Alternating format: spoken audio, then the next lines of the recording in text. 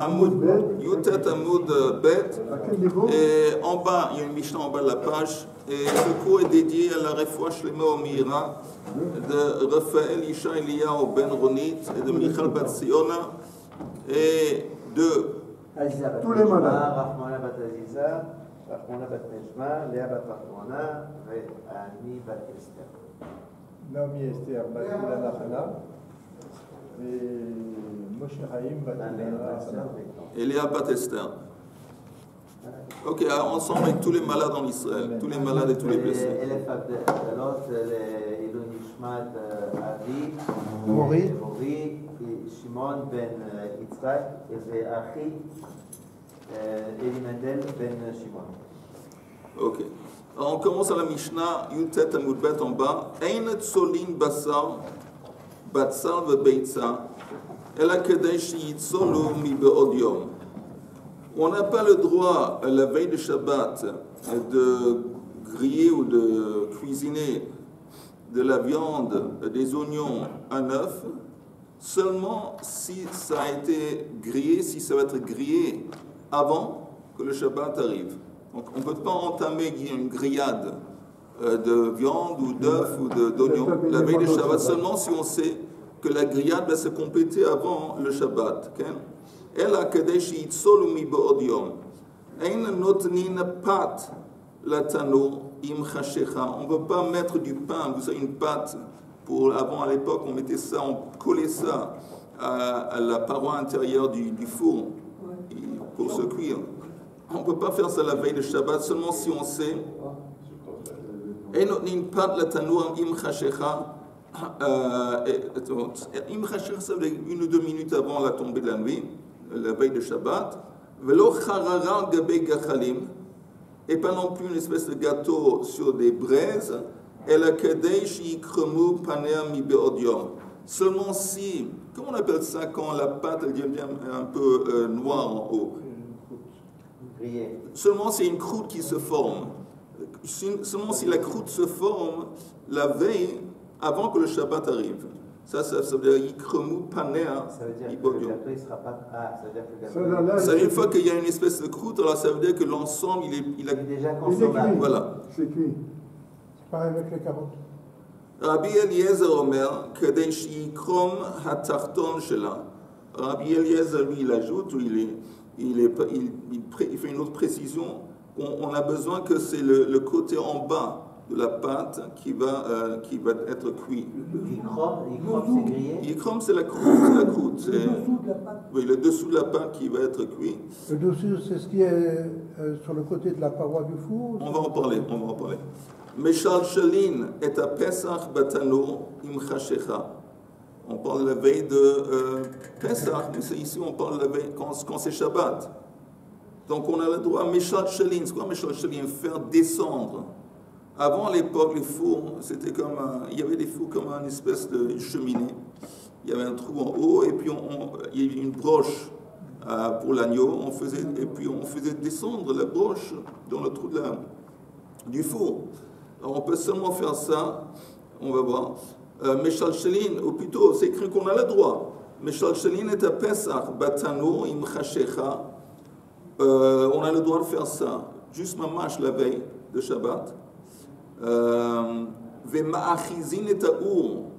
la veille, oui, on appelle le jour de Yom Tov Shabbat, mais la veille de Yom Tov. Non. Si ça tombe le Shabbat, c'est interdit. Non, c'est permis, c'est justement ce que la Mishnah nous enseigne. La veille de Pesach qui tombe un Shabbat, néanmoins, un peu avant, juste un petit peu avant, on a le droit de faire descendre le... Oui, c'est un chidouche, on va en parler. On peut allumer des branches ou des bois qui font partie du feu de bois qui est dans le Beit HaMoked. Beit HaMoked, c'est une salle dans le temple où il y avait un mikveh, il y avait une toilette, il y a un endroit où les Kohanim allaient au mikveh, mais il y avait là-bas un grand feu pour chauffer l'endroit. Et c'est écrit apparemment qu'on a le droit de chauffer du bois. Encore une fois, la veille du Shabbat, Beit HaMoked, on tourne la page ou Begvulin, que Deshete Echoz Haour Berubo. Et Begvoulin, Gvoulin, c'est un terme pour tout ce qui est en dehors des Yerushalayim. En dehors des Yerushalayim. Et là, si on allume, on entame un feu de bois, la veille de Shabbat, ça doit être seulement si déjà le feu, il s'est répandu sur la majorité. La majorité, on va demander dans la Gemara, c'est quoi majorité? Rabbi Yehuda Omer, Bapechamin Kol Shehu. Et Rabbi Yehuda, il dit, mais quand on parle de charbon, alors on n'a pas besoin d'attendre que l'ensemble du charbon, du morceau de charbon, il brûle. C'est suffisant qu'il y ait un morceau. Parce que le charbon, il est très combustible. Non pas combustible. Hein? Combustible. Il est très combustible. Et donc, il suffit qu'il y ait un tout petit morceau qui est allumé et le reste, il va se répandre facilement. Ça, c'est la Mishnah. Il est tout coulant, alors, pardon? Il est tout coulant. Non, c'est pas d'accord. Il faut parler du charbon, il faut parler du bois. Regardons la page précédente.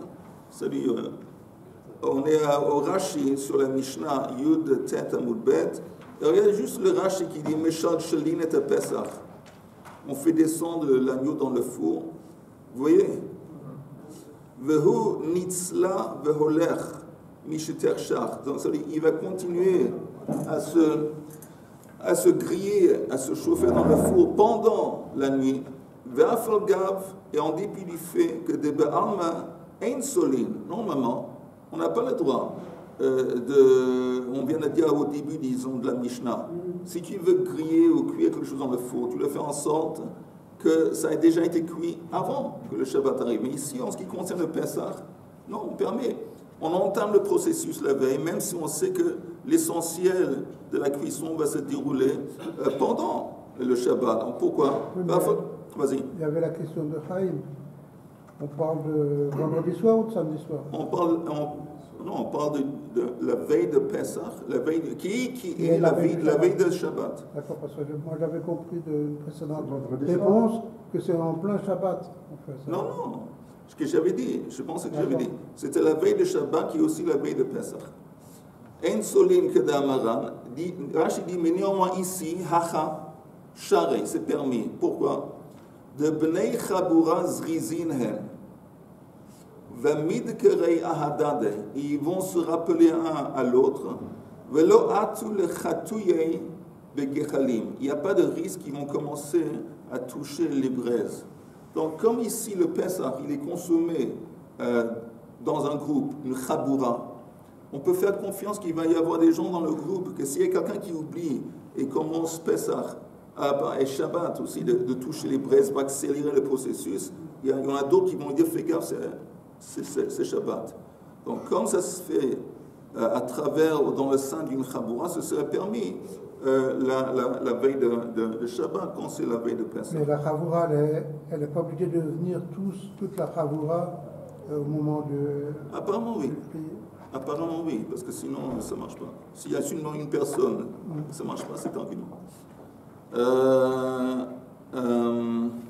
Regardez juste le dernier Rashi au Beit HaMoked sur la page. Lishka Gdolahi, c'est une grande place qui était dans une grande chambre qui était dans le temple. Shakonim mechamamin sham bemidurat esh aniseket tamid. Et c'était un endroit où les Kohanim allaient se réchauffer. Et ils avaient souvent le besoin de se réchauffer parce qu'ils se promenaient partout les pieds nus. Il y a un Rashi qui explique parce que c'était la coutume, c'était la halakha qui se promenait les pieds nus et le sol consistait de marbre. Et donc ça fait froid. De pierre, de marbre, d'Azara. Aussi, il n'y a pas de différence entre l'hiver et l'été. Et maintenant, quelle est la raison? Que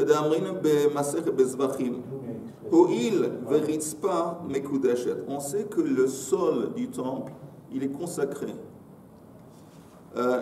Comment c'est écrit Bayomahu Kidesh Amelech Toch Hachatzer Beklei Sharet Mekudashin. Il y a un verset qui vient de où?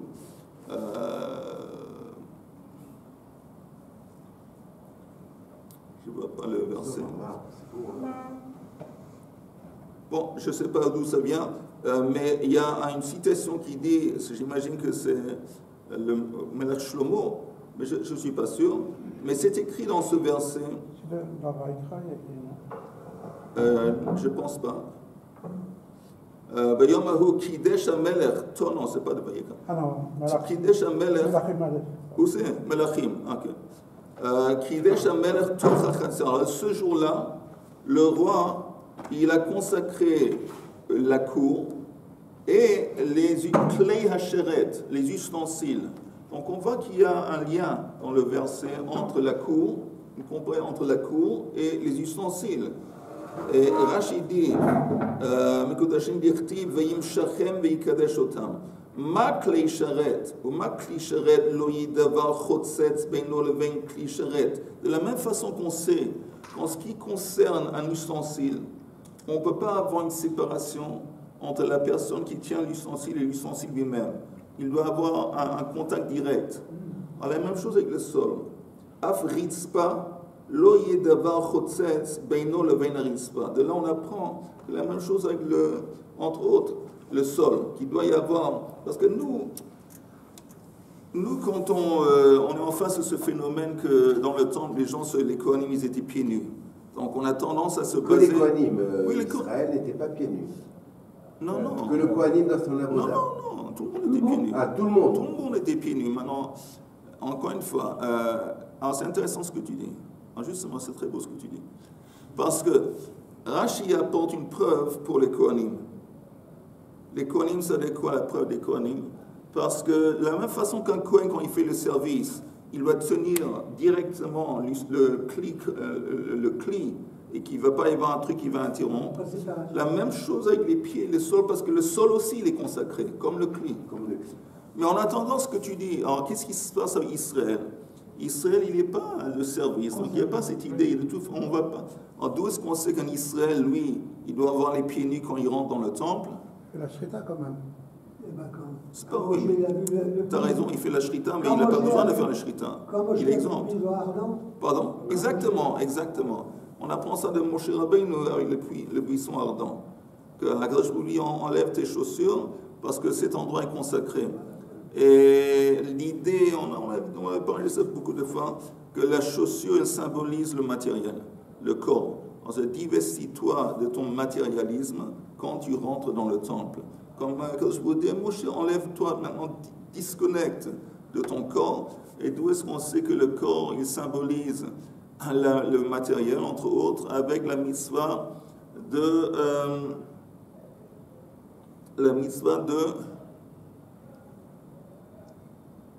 la femme qu'il faut faire, j'ai oublié son nom. Khalitsa, le yiboum. Le yiboum, si le frère du frère décédé, il ne veut pas épouser la femme de son frère.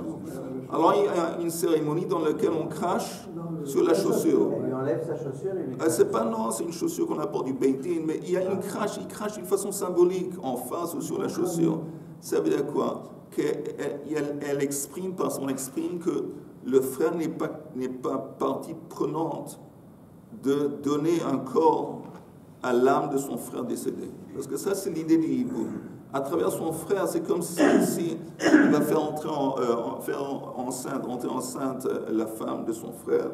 C'est comme s'il lui permet de donner un corps à l'âme de son frère décédé. Et le symbole de ça, c'est la chaussure. Une descendance. Une descendance, oui. Pourquoi la chaussure? Parce que de la même façon que la chaussure nous permet à nous de marcher sur la terre sans se blesser. Alors le corps permet à l'âme aussi de se promener dans ce monde-ci. Ok, mais ça c'est en parenthèse. Et Rachid dit de toute façon, pardon? Et le sol, oui. Le David il est toujours de marbre? Oui, dans le temple, oui. C'est beau, hein? Parce qu'au moment de la sota, oui. un des Cohen, prend de la terre et mélange dans un bol avec de l'eau meïchatat. Vous vous rappelez ça? Je me rappelle vaguement. Si, quand même. On n'était pas là, mais bon, on nous a dit. Il ramasse de la terre, oui. Il met dans un liquide qui fait boire donc à la femme. La terre, c'est pas la terre, c'est les cendres la vache rouge.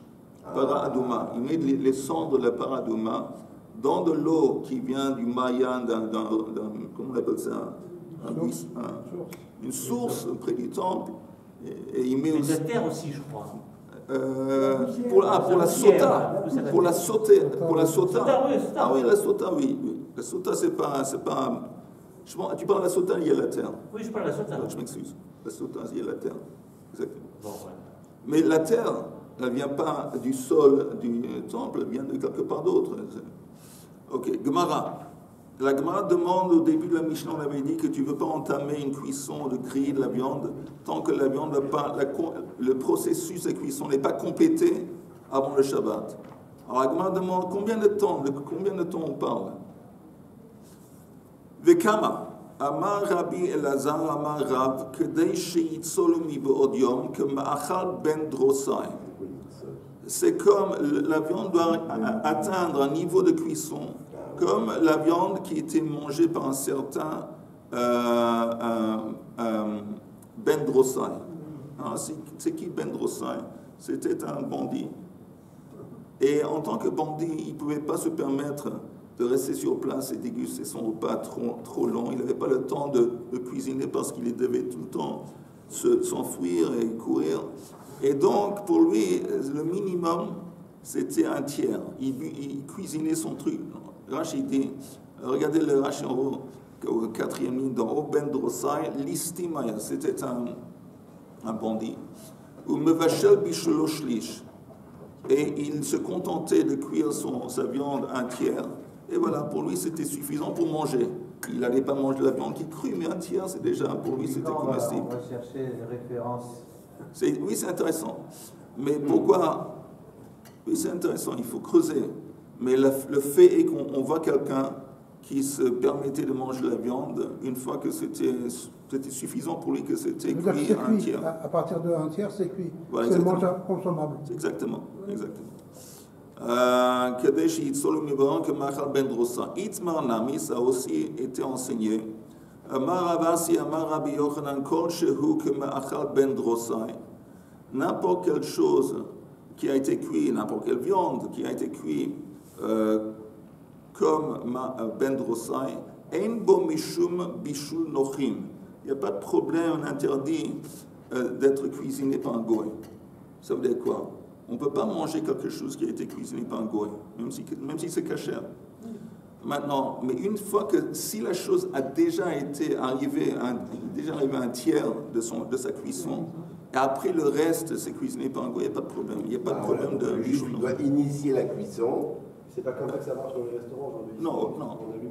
C'est vrai, aujourd'hui on allume. Si tu allumes comme tu dis, c'est suffisant. Oui, mais mon fils il fait très attention, il demande à ce que le chômeur du restaurant participe à la cuisson. Le stress qui bouge la poêle un petit peu, qui participe à la cuisson. Ça va dans l'esprit que vous... Mais si on te dit... Dans votre esprit de ce que vous venez de... Mais si on te dit qu'il y a un morceau de viande qui a atteint le tiers de sa cuisson, on le donne à un goy, et le goy, lui, il allume. Il n'y a pas un juif qui va allumer. Le goy, lui, il allume, et lui, il va cuisiner. Mais comme la viande qu'il va cuisiner a déjà atteint un tiers de sa cuisson, c'est comme si... Donc c'est pas au cours de la cuisson, le feu est allumé, c'est cuit au tiers et on donne la suite au goy. On donne au goy un morceau de viande. Si on donne quelque chose qui a déjà atteint le tiers de sa cuisson, il n'y a pas de problème de bishul nochi. Tanya, Hanania Omer, Kol Shehu Kemachal Ben Drosai, Mutar la Shoto al Gabe Kira. N'importe quel morceau de viande qui a atteint un tiers de sa cuisson, on peut le laisser sur un four qui est ouvert. Afal Gav She'en Groufa Vektuma. Groufa, ça veut dire que normalement, la veille de Shabbat, on enlevait les braises. Donc, pourquoi on enlevait les braises? De peur qu'il va y avoir les khatet begechalim, qui va toucher les braises pour accélérer le processus. Ou, si on n'enlevait pas les braises, on jetait de la cendre. On éparpille de la cendre sur les braises pour les éteindre. Or, là, c'est permis de laisser de la viande dans ce four la veille de Shabbat, tant que où tu as comment on dit to remove? Ou tu as enlevé les braises, ou tu as recouvert les braises avec de la cendre. Mais ici, on te dit que si on parle d'un morceau de viande qui a atteint le tiers de sa cuisson, on n'a pas besoin de faire ni un ni l'autre. Parce que même si quelqu'un va toucher les braises, d'abord il ne va pas toucher les braises, mais même s'il ne va pas, il n'est pas en train de les bâcher. Parce que officiellement, c'est déjà cuit. Officiellement, minimum, définition minimale de cuit, c'est un tiers. Okay. Donc quand on dit dans la Mishnah, tu peux seulement commencer à cuire quelque chose la veille de Shabbat, si ça va se terminer avant le Shabbat, c'est de quoi se terminer un tiers. Une marloquette, enfin, il y a une marloquette, mais disons un tiers selon Rashi. Ok, maintenant la Gemara dit on ne peut pas introduire du pain dans le four. On demande tarton. Quand on dit dans la Mishnah, on avait dit que Rabbi Shimon, il a dit que j'ai besoin que le bas de la pâte va devenir cuit, il va y avoir une croûte. Alors c'est quoi le bas selon lui? Alors la Gemara demande tarton ha'er de gabei tanour. Est-ce que tu parles de le morceau de la pâte qui est collé à la paroi du four? Ou dilma tarton ha'er de gabei ha'ur. Ou est-ce que tu parles de l'autre côté qui est en face de la flamme? Maintenant, c'est évident que le premier élément qui va devenir cuit, c'est celui qui est à côté de la flamme. Ah oui. Oui. Tandis que celui qui est à l'intérieur, ça va prendre plus de temps. Astoshma, Rabbi Eliezer Omer Kadesh Yikromu Panea Amedubakin Betanour. Il dit non, je parle de celui, le côté, le bas de la pâte qui collait à la paroi du four. Regardez juste le Rashi.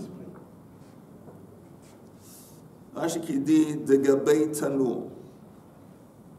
Shehakikarot nidbakim bedofnei atanour saviv. Parce qu'à l'époque, on collait, comme les pitotes qu'on voit quelquefois dans le chouk ou dans d'autres quartiers, on collait la pâte à l'intérieur à la paroi intérieure du four.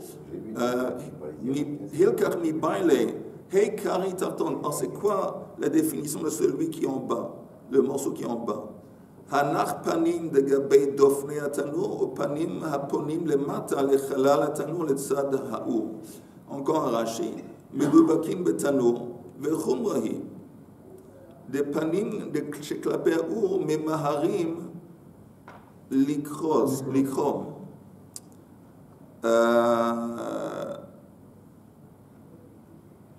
Il dit que c'est une khumra, parce qu'il dit normalement c'est le côté de la pâte qui est en face du feu et pas qui est collé à l'intérieur qui va être le premier à se cuire.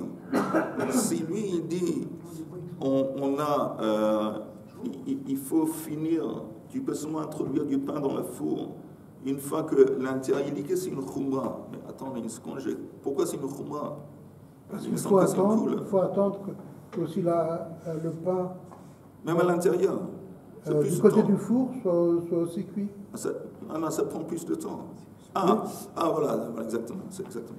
J'ai un dessin là, ici. Une espèce de cheminée, comme tu as dit, où il y a le feu en bas, et sur les parois, il y a les pitotes. Les pitotes. Alors, encore une fois, si tu me dis que tu dois, seulement si tu as assez de temps pour que le pain à l'intérieur, il va être cuit, ça veut dire que tu exiges, tu demandes qu'il y ait plus de temps. Et donc c'est une khumra. C'est clair pour tout le monde ou pas? Pas tout à fait. Il y a une opinion qui dit tu peux seulement introduire du pain, la pâte dans un four, selon Rabbi Shimon, seulement si tu sais que avant que le Shabbat arrive, au moins le bas de la pâte va être cuit. Il y aura une croûte. En dedans, c'est quoi le bas de la pâte? C'est le côté qui est en fin de compte en face de la paroi, qui est collé à la paroi. Alors ça prend un peu plus de temps à cuire que l'autre côté qui est en face du feu qui est à l'intérieur. Donc ça veut dire que lui, il dit, tu dois faire en sorte que tu introduis le pain dans le four, tu vas avoir suffisamment de temps que même l'intérieur de la pâte, elle va être cuit. Sinon, s'il n'y a pas assez de temps, disons que ça prend, je ne sais pas, un quart d'heure. Et si tu as seulement 10 minutes, son Rabbi Shimon, tu n'as pas le droit. Tu n'as pas le droit de l'introduire ce pain dans le four. Tandis que si tu me dis que ça prend 10 minutes pour l'extérieur, il dit tu vas à l'extérieur. Il est maker. Ok, on continue. Ce sont des chiffres qui ne sont pas applicables. Ben non. Comment vérifier? Aujourd'hui, ça ne se fait pas. Normalement, c'est un scénario aujourd'hui qui n'est pas... Personne ne va mettre du pain dans le four quelques minutes avant le Shabbat. Maintenant, la Gemara continue. On avait dit qu'on peut introduire l'agneau, brochette, en tant que Korban Pessah, dans le four, mamash, juste avant la tombée de la nuit. Et la Gemara demande pourquoi. Pourquoi? Encore une fois, on n'a pas le droit d'entamer une grillade. On a dit que pour une grillade ou pour cuire quelque chose dans le four, il faut attendre que le processus se complète avant, ou un tiers. Ok, pourquoi avec le Pessah c'est différent? Et Maïtama, Meshum de Bnei Chabura Zrizinen, encore une fois, on avait dit parce que les membres du groupe qui vont se partager le Korban Pessah,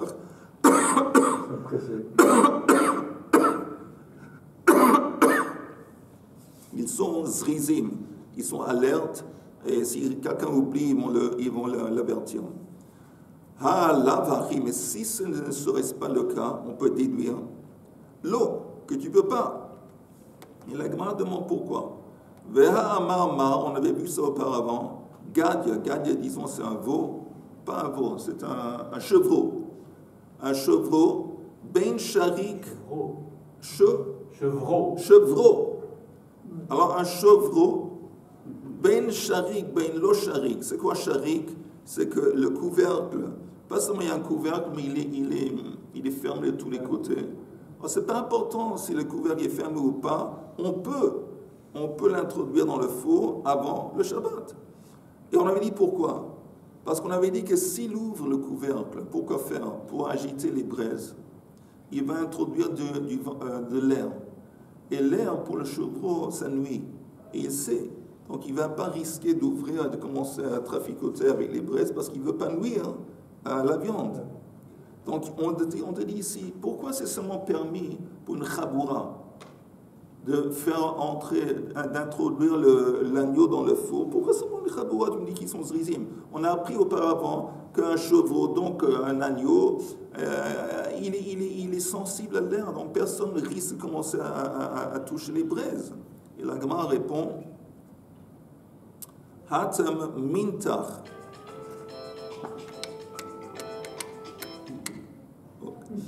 Hatam mintach. Hachelo mintach. Mintach, c'est découper. C'est quoi découper? Quand est-ce qu'on dit que le vent il nuit à la viande? Quand la viande est découpée en morceaux. Quand la viande du chevreau, de l'agneau, il est découpé en morceaux, le vent il arrive, c'est pas bien, il va nuire. Mais ici, l'agneau du Pessah, il est entier. Comme il est entier, il est insensible à un peu de vent qui rentre, et c'est pour ça que la seule raison que c'est permis d'introduire l'agneau dans le four, c'est parce qu'on parle d'un chaboura de gens qui sont zrizim. Mais sinon, ce serait interdit. Il n'est jamais découpé, il est piqué. Il n'est jamais découpé, il est piqué. Piqué quoi? Le chevreau est piqué. Il est piqué. Pour que la flamme, pour la chaleur pénètre à l'intérieur. Oui, mais ce chevreau, le chevreau dont tu parles, un chevreau qu'on mange, oui, mais après, de nos jours, mais il n'est pas déjà découpé en morceaux, il n'y a pas des tranches de chevreau. Tu parles un chevreau qui est entier. Ah bah oui. Okay. C'est le plaisir, le côté esthétique. Ok, on continue. Comme dirait quelqu'un, ils sont fous ces Gaulois. Ok, Non, lui, et les sangliers aussi, pareil. Ubekvoulin, on avait dit que maintenant on parle de la fin de la Mishnah qui dit que si tu allumes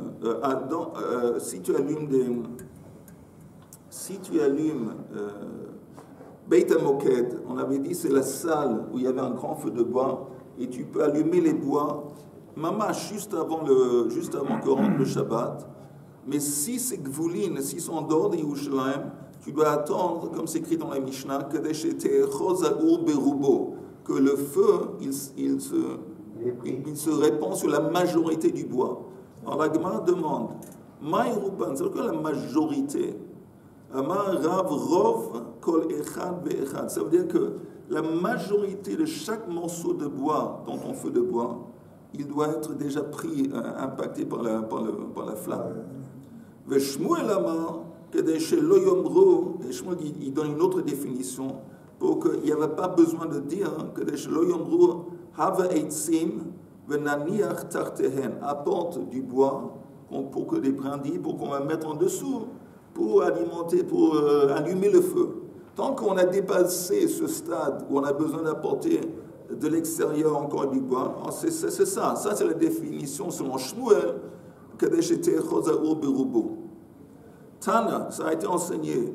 Rav Chia le Sayouei le Shmuel. Rav Chia vient et il donne en fin de compte, il vient renforcer l'opinion de Shmuel. C'est, tu peux seulement allumer du bois la veille de Shabbat si la flamme elle monte d'elle-même, et sans qu'on a besoin d'apporter du bois de l'extérieur pour activer le feu. Le moment que tu vois que ton feu il est en marche, ça veut dire qu'il y a des flammes qui montent et tu n'as plus besoin d'apporter du bois de l'extérieur, ça va à repartir de... Mais s'il y a un risque que tu vas toujours devoir le Shabbat, on ne veut pas prendre le risque, on interdit. C'est clair? On peut aider Attends, on a sauté un grand morceau là. Un grand morceau? Oui. Oui, vous avez commencé à Goulim il y a au moins...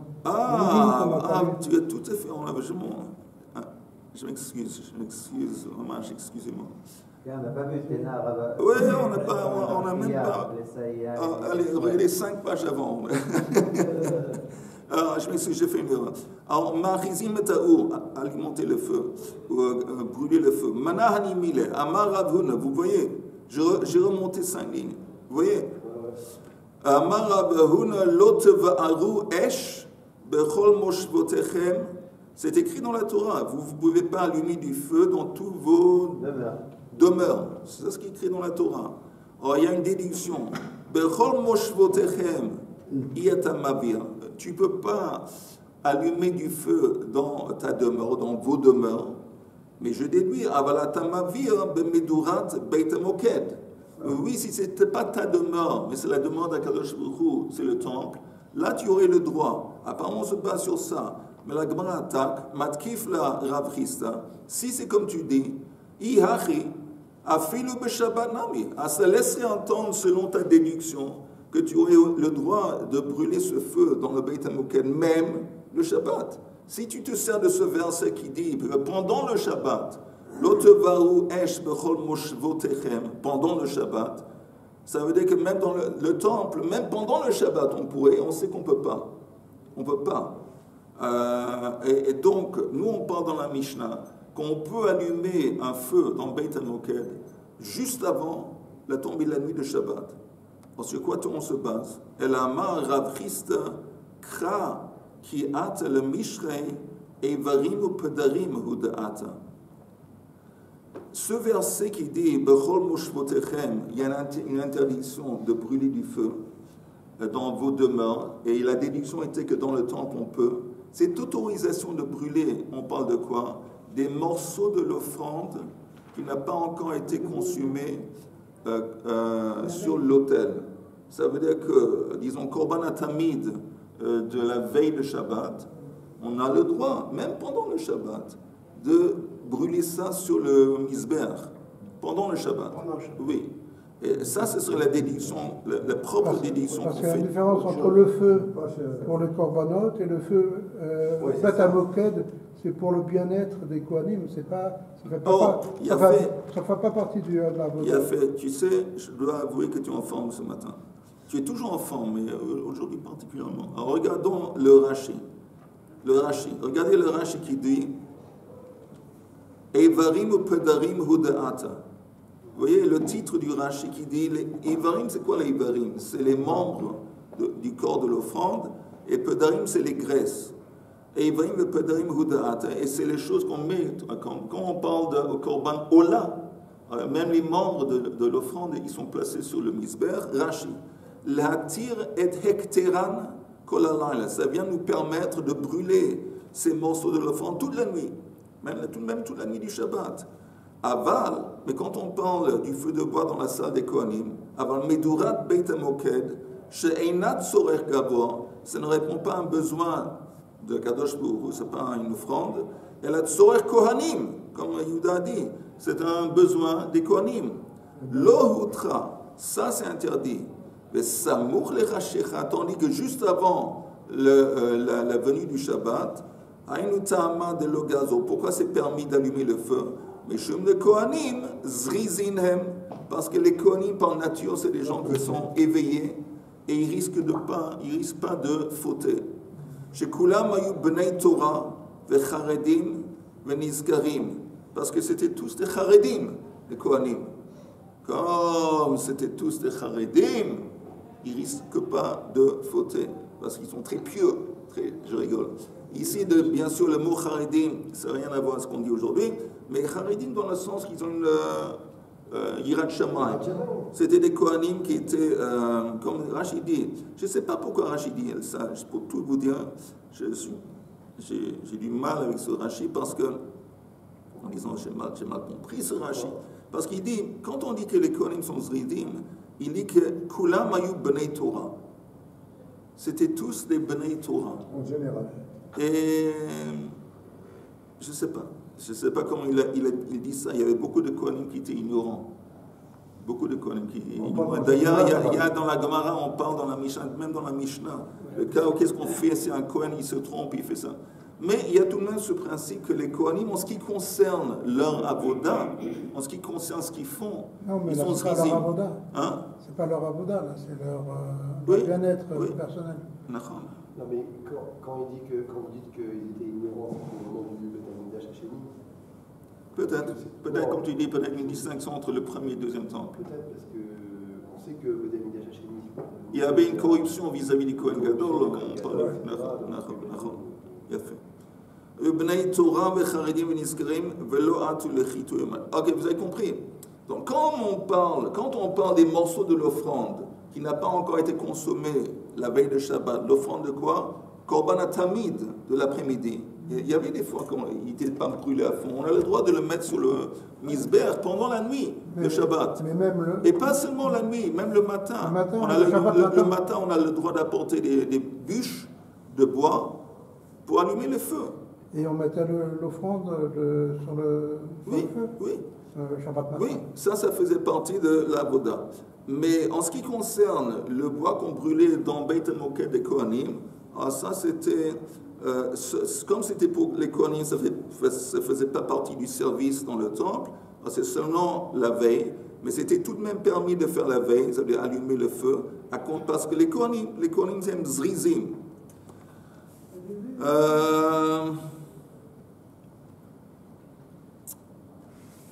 Qu'est-ce que vous dites? On va essayer de sprinter jusqu'à la fin, ou vous voulez qu'on se rencontre? Aujourd'hui?